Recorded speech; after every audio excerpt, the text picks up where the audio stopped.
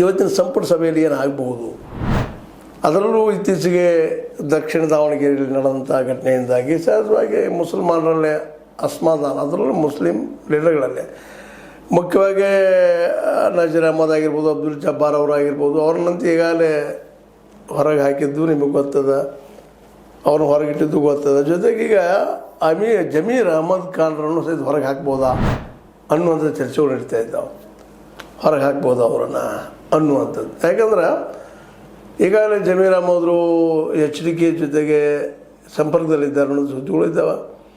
ನಾವು ತಪ್ಪು ಮಾಡಿಲ್ಲ, ನಮಗೆ ಶಿಕ್ಷೆ ಆಗಲಿಕ್ಕತ್ತದಪ್ಪ ಅನ್ನುವಂಥ ಮಾತು ಅವರಲ್ಲೇ ಬರ್ತಾ ಇದ್ದಾವೆ.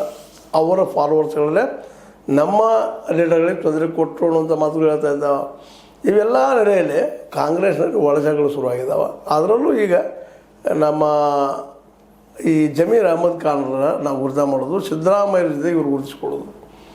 ಹೀಗಾಗಿ ಇವ್ರನ್ನೂ ಸಸ್ಪೆಂಡ್ ಮಾಡ್ಬೋದಾ ಅನ್ನುವಂಥ ಒಂದು ಪ್ರಶ್ನೆಗಳಿದ್ದಾವೆ. ಹೊಸ ಒಂದು ಮಂತ್ರಿಗಳನ್ನ ಆಯ್ಕೆ ಮಾಡ್ಕೋಬೋದಾ ಅನ್ನುವಂಥ ಚರ್ಚೆಗಳು ನಡೆದಿದ್ದಾವೆ. ಈ ಎಲ್ಲ ನೆಲೆಗಟ್ಟಿನಲ್ಲಿ ಈ ಒಂದು ನಮ್ಮ ಮುಸ್ಲಿಂ ನಾಯಕರು ಅವ್ರು ಉಳಿಬೇಕು, ಅವ್ರಿಗೆ ಸಿಗಬೇಕು ಅನ್ನುವಂಥದ್ದು ಒಂದು ಮಿನಿಸ್ಟ್ರಿಗಿರಿ ಆಯಿತು, ಮತ್ತೇನಾಯಿತು. ಅದೇ ಕಾರಣಕ್ಕೆ ಇಲ್ಲೇ ಸಿದ್ದರಾಮಯ್ಯ ಬಣದವ್ರು